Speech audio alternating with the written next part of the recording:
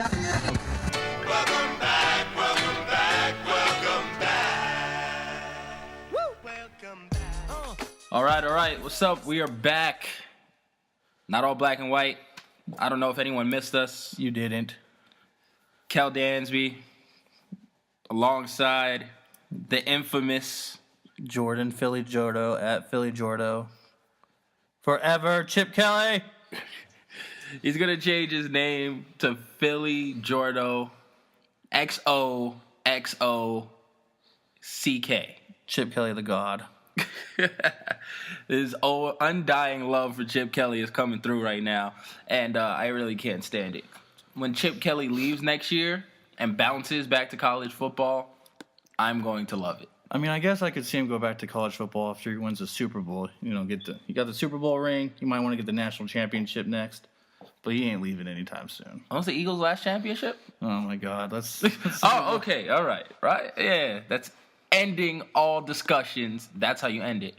That's what you do when your team wins championships. Giants and Cowboys fans think they can go to the supermarket and they can get their groceries with these Super Bowl rings they have. It's ridiculous.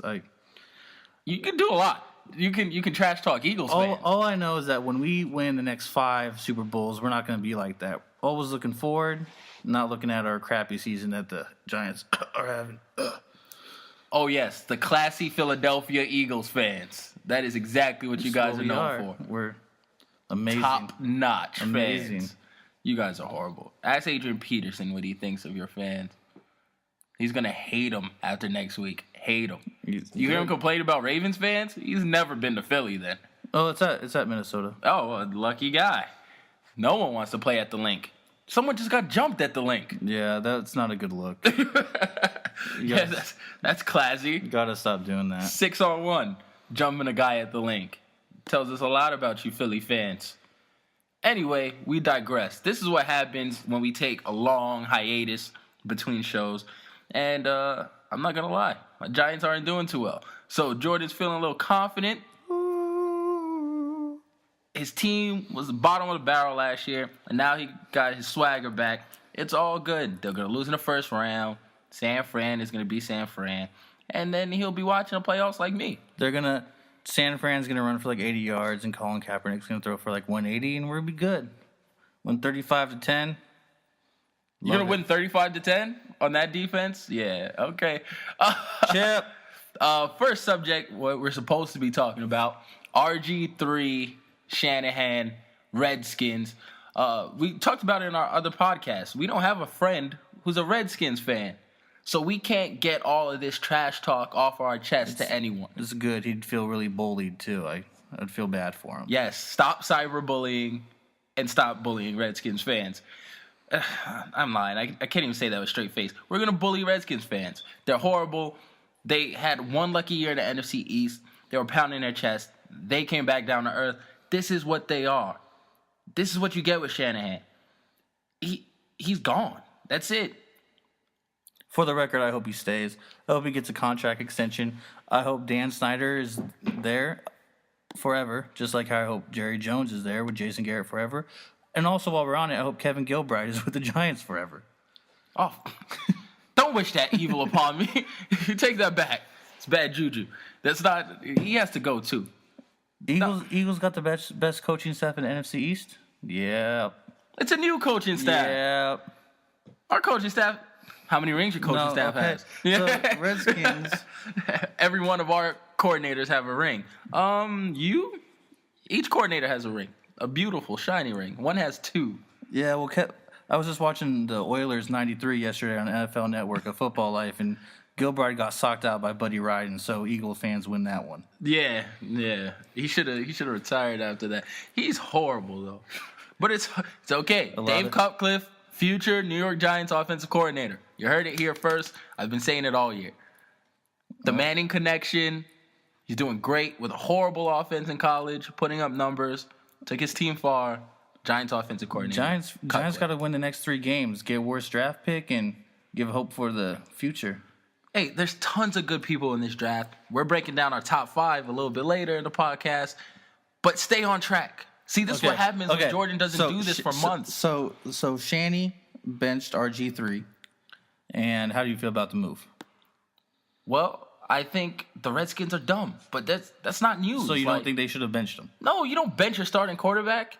Oh, we're benching him because he was injured last year. He was injured last year. You shouldn't have started him week 1 if he was injured still. If he wasn't the same. They shouldn't have, yeah. Yeah, I mean, you can't bench him now. So He's not going to get any worse. So you're saying I actually agree with the Redskins. I'm not being facetious here. I'm not being that I'm laughing at them. You guys still play him? No. Oh, okay. Swept them. We're done. All right, just wondering. I'm hoping that they beat the Cowboys week 16. So, Kirk Cousins got to come through for me. But so your quarterback who has 2 ACL tears in last 4 years. Yeah. You're gonna have him go out there in meaningless games, get killed at almost every single play. He's taking shots, and I'm not saying that it's not his fault. It's a combination of him holding onto the ball too long, not escaping the pocket, and the offensive line not blocking. But you're going to tell me you want to watch him just get drilled and drilled, especially if you're a Redskins fan. You don't want that. So what if he got hurt in week 16? A meaningless game. Does he tear his ACL again? Let me look into my crystal ball. I don't know. You don't know. So be it. So And then he's injury prone, and we seriously have to take a look in this draft at getting another quarterback. the narrative with what? They don't have a pick. Next year's draft. They don't have a. Got to pick. ride with Kirk Cousins. So You got to ride with Cousins then. So if he would have gotten hurt, Shanny left him out, his franchise quarterback out to dry in a meaningless game. The narrative would change. I love it when the Packers do it or if the Bears do it because their quarterbacks are actually injured this season. Yeah, don't bring them back for games. The Bears, don't bring them back because you're doing well without them. The Packers, these games are meaningless. Don't bring Rodgers back because he just got injured. Packers, if you're listening to this, bring them back. They're playing the Cowboys this week. Bring them back. He was actually ruled out today. He will not be back. But same thing applies. Like, you don't need him so you can sit him out. He got injured recently. RG3 got injured almost a calendar year ago. Precautionary. So you're always going to baby him? So for the next 4 seasons, because he's had two ACL tears, if you're out of it, and your fans pay hard-earned money to see a franchise quarterback. What fans? Did you see that stadium last week? That's why no one's there. There was nobody there. That's why no one's there. Because they make moves like this. The RG3 was there, and no one came out because they're awful. So they came out, they just left early. It's not even going to affect the fans going to the games because they don't go there anyway. Because their franchise has a loser mentality. Everyone, even the fans, can see it, and they don't want to spend their money on beer and nachos to support this bummy team. They're un-American then, if that's what they don't want to spend their money on. No, you're not getting any beer money. I hope they all want to cross the street to a bar. Okay, so with that, Kirk Cousins goes out. He wins 3 in a row. He got some trade value, right? Perfect. Kirk Cousins goes out, loses 3 in a row. His picks to touchdown ratio, let's say he goes 3 touchdowns, 7 interceptions. Perfect. In 3 games. You just lowered his stock. The best thing for a backup quarterback is the mystery. I don't think his stock is that great right now anyway. The most I think you could get for him right now is a 4th round, which to them would be a bounty because they have no picks.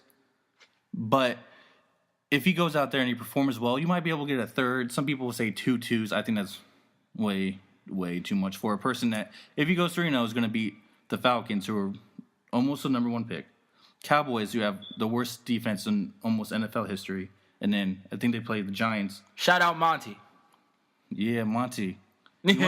Monty can go be the head coach of the Redskins if he wants. And I think the Redskins play the Giants last week, right? Yeah, we got them division. So, and against a team in Week 17 who Giants aren't playing for anything at that point. No, Eli's just trying to make his stats look somewhat reasonable. Even if he does good, it won't. I don't think teams will overpay for that against this 3-week game stretch. I think it could actually do more for the Redskin fan base if he does suck. What does he bring to the team in a positive manner? Like, what is your team going to get better from by starting a guy who is obviously not going to be the starting quarterback next year? The reps in game to know, okay, these people have chemistry. We have to make decisions in the offseason. We have to know who to keep, who to pay. Santana Moss, does he go? Does he stay? okay, we had a bad season, but 3 more games. There's teams that end seasons on great streaks, i.e. the Carolina Panthers last year, come back and just pick it right up. Yeah. It builds confidence. It builds character. Cam isn't Cam this year if it wasn't for that winning streak last year. And they could have just mailed it in. 2011 Eagles were 4-8, went on to win the next 4 games, ended up in 8-8. Last year they're 4-12. So I do agree with you on that. It can roll over, but it also may not roll over. It could also give you false hope for the future, and that's what the 2011 season did. When he went, they're Redskins fans. They don't have hope for the future. RG3 is their hope, and you got to save him. They just benched their hope. Oh, listen, this is what it is. You benched your future, the only bright spot in your future. You put him on the bench. Probably bruised his ego. He definitely doesn't like it. I saw his press conference. The lone bright spot in your organization. You put him in a bench. You alienate him so that a coach that won't be here next year, a quarterback that won't be here next year, and an entire staff that won't be there next year can look good for 3 games. So it does. So if I'm RG3, I'm saying you ain't gonna be here next year anyway. What's it matter? It matters a ton to RG3 because he's gonna be here for the next 12 years. Maybe I'm selfish, and I know maybe I'm not looking at this the right way, but I would be like, okay, you know what? You're not gonna be here next year. I'm not gonna go out there and get drilled for you. I know RG3 is a competitor, and I saw his press conference. He was down, but like I said, I think this is a good thing. If I'm a Redskins fan, and also secondly, so Shanahan, maybe the reports are true. He didn't want RG3. Maybe he wanted Tannehill. So maybe this is some ulterior motive to put RG3 down. But if Shanahan's not going to be there next year, he goes and coaches the Texans, and Kirk Cousins did somewhat decent during his three game stretch. You don't think that he's going to try to trade for Kirk Cousins next year, maybe? That's possible. So this, I'm telling you, I think all around this is good for the Redskins franchise. For the next 3 weeks, it's whatever. Just mailing it in. It's all for nothing. Yes. Get that number 1 pick that you can't use. Go for it. Yes. I don't care. You know who the biggest fans of this are? The Rams. The St. Louis Rams. The St. Louis Rams love this decision. Right now, their team is decent. Tavon Austin has been flashing the past couple of weeks, and they're about to get a top 3 pick. Good. As long as I hope the Redskins trade something else. They can't even get Clowney with that pick, which is ridiculous because they have 2 DNs they don't need Clowney. But I'm all for this. Sam Bradford's about to be gone. They got to take Teddy Bridgewater in St. Louis. That ain't even good. Who do they even take? Another receiver? Yeah. Or you go tackle? Well, I think yeah. You just got Jake Long. I think they could. Yeah, but Roger Saffold is the other tackle. He's not. Oh, Matthews did play right tackle at A&M. Yeah, so I would say either number 1 pick at right tackle. Jordan loves that. No, check our old podcast. Is that the new trend that everyone's gonna? So he owes me $50. Let me sidetrack to this. I'm listening to our previous podcast. Going over, preparing for this stretch of podcasts that we're doing now. Listening, seeing what was good, seeing what was bad, seeing how Jordan was a clown. All of the above. Lies. So we make an on-air bet, $50, that his boy, Andy Reid, that he knows, that he grew up with. Listen, this guy raised Jordan. He was Jordan's father figure. I should have known that Andy Reid was going to take that pick because of the bad picks in the past. That he's Danny Watkins, Jaquan Jarrett. I should have seen it coming a mile away. Andy Reid never takes an offensive lineman this high. In the top. He's only taken 4 in the first 3 rounds ever. He's never going to do it. I would give you $50 if he takes a tackle number 1 overall. And I told him he would. He owes me $50. By the way, Luke Jokel Eric Fisher is getting eaten up this year. Oh, he's horrible. Yeah. He's pretty bad. But rookie tackles, when did we lose a rookie curve? Not to get off subject too much, but we really don't have a subject. Don't act like this is your first time listening to the show. So it probably is. Is it? Well, then you guys have been missing out. We're the best kept secret. Anyway, we don't have a topic. We just kind of free flow. When is it bad to struggle as a rookie? Like, when did this start? It is. Geno Smith is getting killed. His team is a game out of the playoffs. When was that? But tons of rookie QBs have been awful. Payne was atrocious his rookie but year. not recently though. You can't compare 10 years until now. RG3 stepped right in. That's what I'm saying. Robert When did Griffin it- stepped in? Tannehill stepped in. When did that become? Did Big Ben change everything? I'd say no, or later than that. I'd say within the last 4 years. If you don't step in right away and actually show like some promise, So people are literally missing out on future Hall of Famers. Because Drew Brees, Geno Smith is a future Hall of Famer. and not even Geno, your boy Nick Foles should never have gotten another start in the NFL. Then. Last year he showed promise though. He showed. I'm saying that with the you knew from the very beginning that I wanted Foles because I thought he deserved a chance. Like he looked decent at times, bad at. So he never times. looked exceptional, but he looked decent at times and bad at times. But compared to RG3, Kaepernick, Luck, he didn't look like anything. No, but and also then now he was thrown into a bad situation though. Okay, so was Geno. Geno has no weapons. Geno's better off throwing it to me and you. He was started from the beginning of the season though. Nick Foles didn't have that, and I'm not even saying Geno can't do it. What I'm saying is I wouldn't be surprised if they went quarterback this year. It's unfair expectations because Tom Brady, one of the best quarterbacks ever, not asked to do that, and he wasn't great by any means when he won those Super Bowls. He's better now. Way better. He developed. Drew Brees sucked so bad for a 3-year stretch in San Diego that they drafted Phillip Rivers 3rd overall while having Drew Brees on the roster, and then Drew had an amazing season in a contract year. Then they let him walk, and he became Drew Brees' future Hall of Famer. Yeah. Peyton Manning, horrible his first year, had to get Edgerrin James in the draft after that and actually balance out his offense to teach him how to throw the football because he throws it like a wet duck. I don't know. I just thought the Eric Fisher pick was stupid. and I feel bad for rookies. Man. I didn't like the Lane Johnson pick, but he's been really solid this year. He's getting a lot better at pass protection. Run blocking is grade A. Well, he fits. I mean, he fits the offense. And I think I don't see Jason Peters dropping off anytime soon, so Lane Johnson could be a right tackle for a couple of years. I don't see him going to the other side for a while. Yeah, that's true. Moving along into talking about prospects. That's all because Chip is amazing. This guy's going to talk about Chip 85% of our podcast. At least 85%. I'm lowballing that.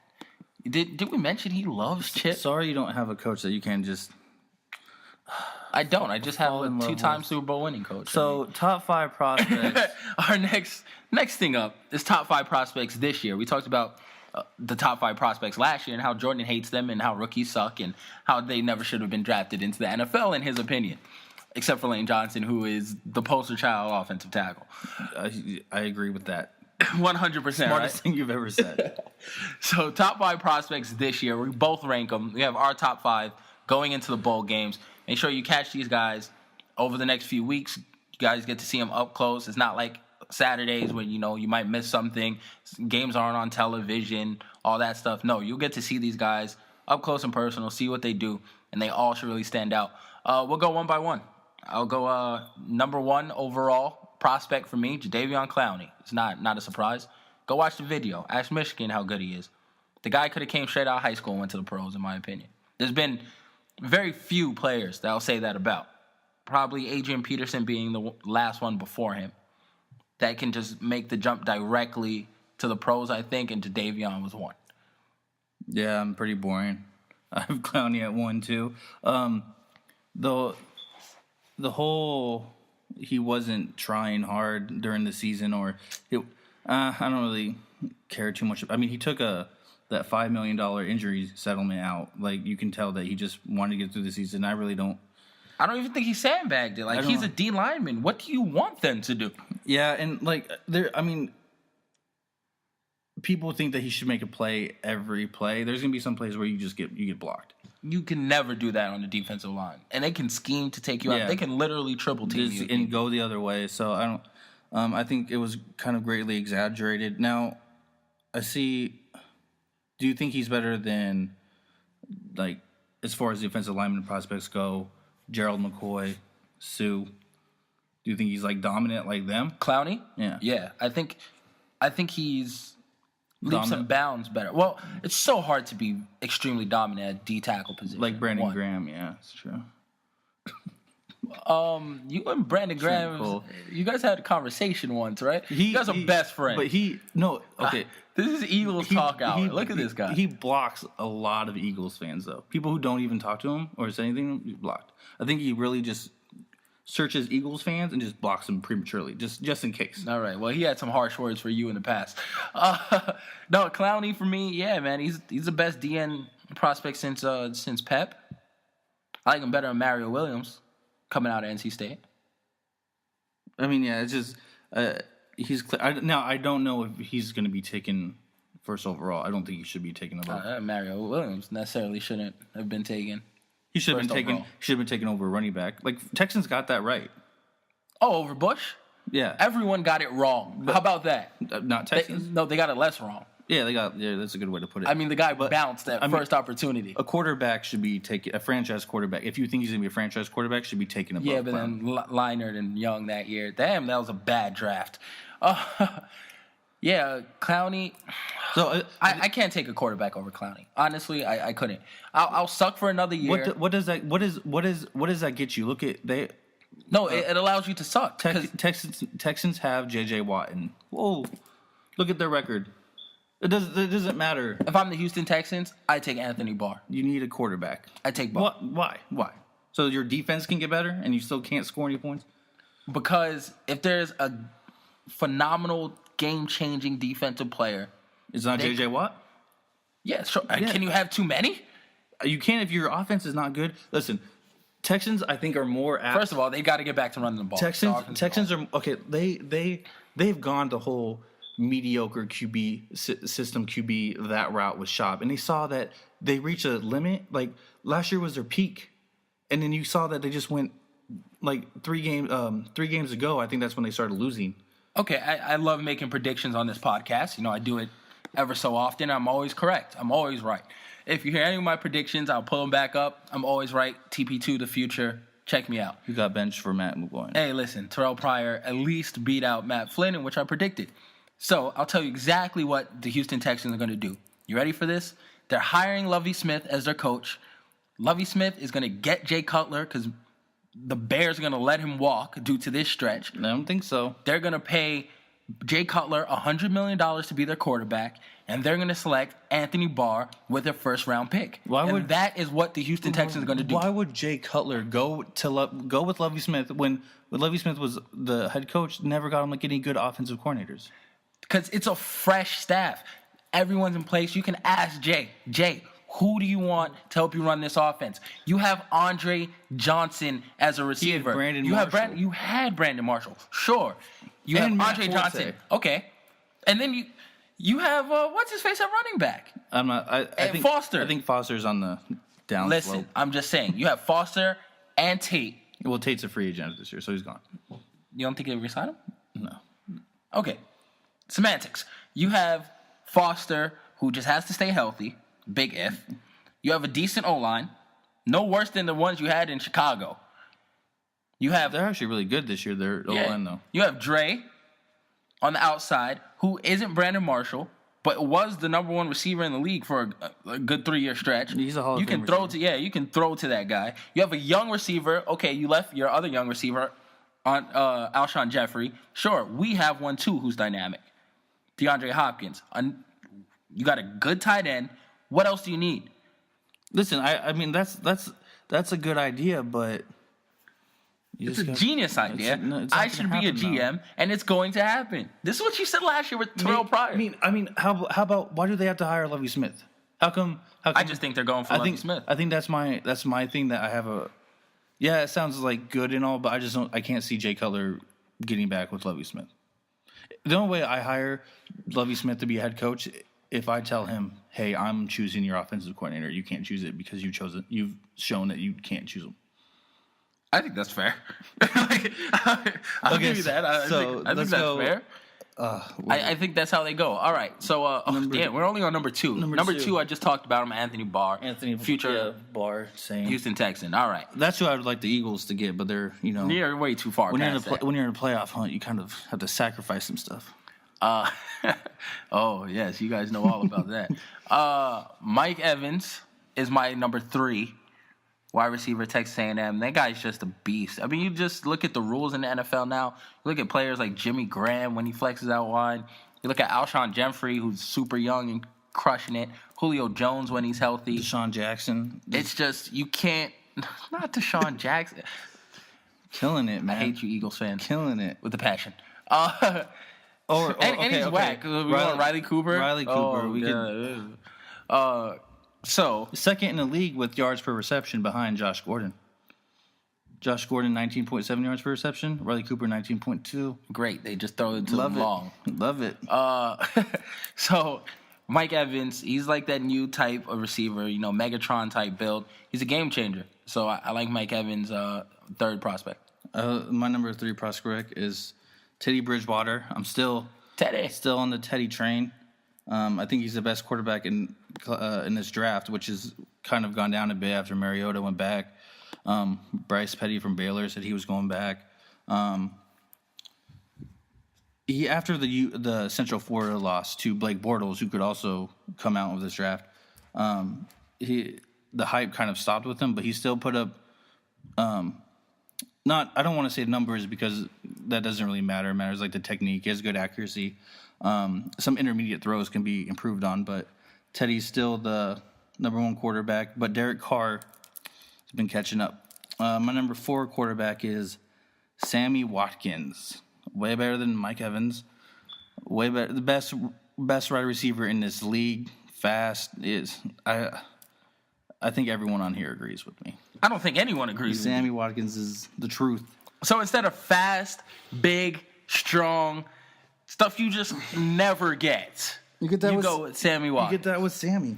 Sammy's great. You would have drafted Tavon Austin last year too, huh? Chip would have made him way better than he was with the Rams.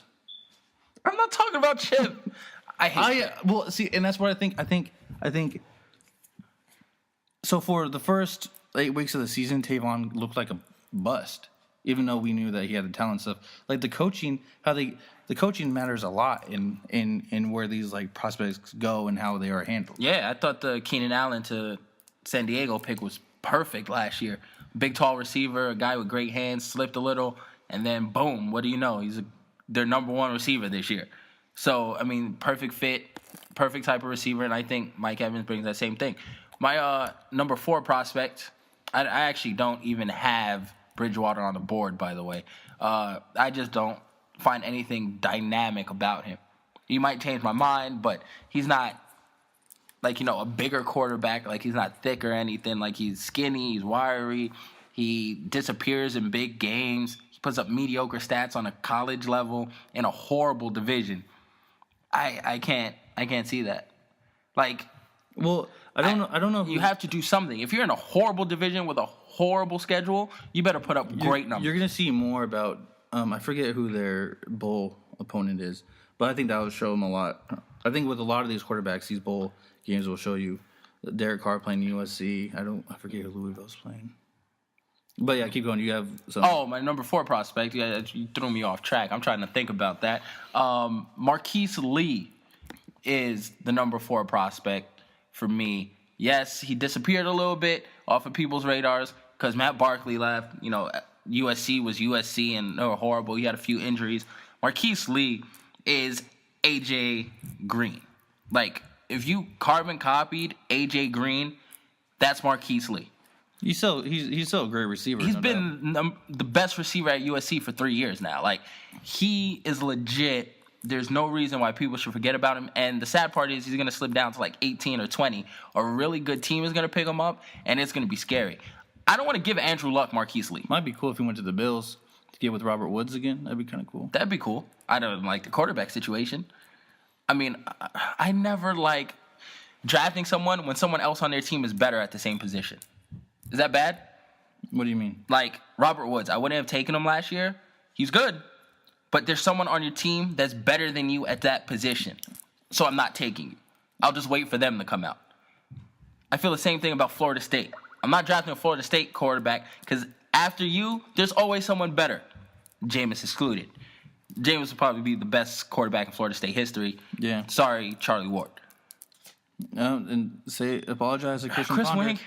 What? Christian Ponder. Apologize. Listen, the only thing he's done ever that I respect It's a great thing too. is Samantha Steele is Steele. great. Yeah, whatever. So apologize to Mr. Ponder. Ponder is horrible. He tormented me as quarterback of the Seminoles. And EJ Manuel was a huge upgrade, and they didn't play him in time. And then the Vikings were just stupid enough to make him the 8th pick.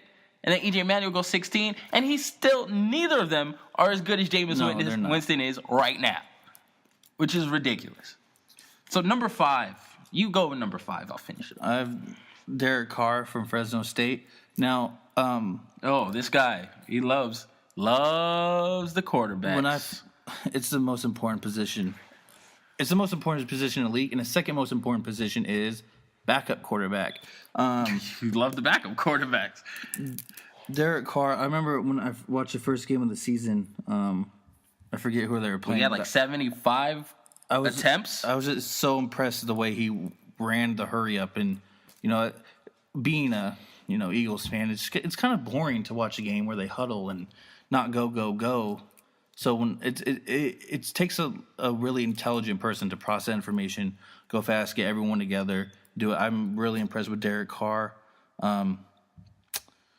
Yep, quarterback most important, and you have. I have Jake Matthews, right tackle, probably going to be number 1 overall pick.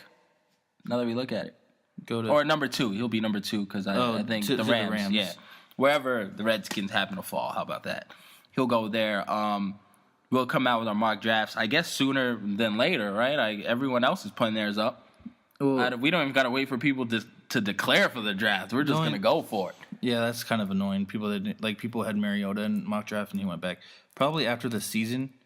After bowl season? No, after week 17 when most of the lineup set up. We'll put out a mock. We'll probably do that. And then it'll be horrendous and wrong. But all of our mocks are horrendous and wrong. Actually, I did pretty good last year. I was close to 50. Close to 50%. Yours is...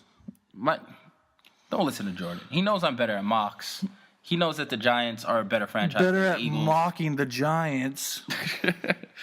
Damn, I hate you, Eagles fans. I can't wait to see you guys get bounced first round. At least we were there. You know what? I only hate Eagles fans that don't listen to our podcast, though. If you listen to our podcast, you guys are okay. You're still getting bounced, but you're fine by me. I will welcome you to Giant Stadium for the Super Bowl this year. You know, they can't tailgate. No, there's no tailgate. You can't even drive to the stadium. No. You got to take like the designated thing. That's gotta be awful. I don't know. Point? I'm staying in Jersey City, and I don't know how the hell I'm gonna get there now. Like, how do I get to the stadium? I plan on just taking a cab. I've taken a cab there before, like for a Giants training cab. Before it's ridiculous. Oh, I'm coming smashed. If that's the case. Like public transportation. Not if I have my media credential. But if I don't, I'm be belligerent. So let's move on from that lame Super Bowl. We're moving on to our next episode, which will probably be out later this week. Maybe after the games, maybe before the games. Hey, we don't put a limit on these things. We might hit you back-to-back days. Who cares? Listen out for it. Follow us on Twitter. Me, it's at Kel Dansby. Nothing fancy. Plain and simple. For this guy. What's yours? I don't even know yours. At Philly Jordo. Block him like everyone else did. I forgot to mention Chip had my God, Chip. a funny quote about Ron Burgundy today. I hate you. So in the practice they have, I guess the Vikings, they have like a horn that goes off periodically. So someone was like, "Oh, they heard a horn and they thought it was, oh, did you put it in on purpose?" And he said, "I really have nothing to do with the music. I thought it was the conch shell from Anchorman when he trying to assemble his new team." Yeah. Oh, Chip is just the greatest. You and Chip have a ton in common. Love you, Chip. I can picture you being a 50-year-old guy by yourself like Chip, just talking football every day. Hey, being on the podcast. Being alone is underrated. That's erroneous. Okay, you guys let that seep in. Get the Jordo wisdom for a second. Follow us again. It's not all black and white. Man, we're back. It feels good to be back. Next to this guy, I don't know, but it feels great to be back on there. Thank you guys for listening. More to come. All throughout the playoffs, all throughout the offseason. You know, that's when we really pick up, giving you all you need, college football, pro football, prospects, anything in between, Philly banter, New York banter, anything you guys want to hear. So hit us up. Let us know what you guys want to talk about. If you guys want to get on the show, DM us on Twitter. We could put you on. Everyone's trash talk is allowed. I take on all Eagles fans, all newcomers. Except no Chip trash talk. All Chip trash talk all day. Only fans we don't allow is probably Chiefs fans. They're the worst. Yeah, David can't come on. Yeah, no, we can't have that. So until next time, thank you guys for joining us. Not all black and white. Kel Dansby, Philly Jordan over here. Hit us up. We're out. Peace.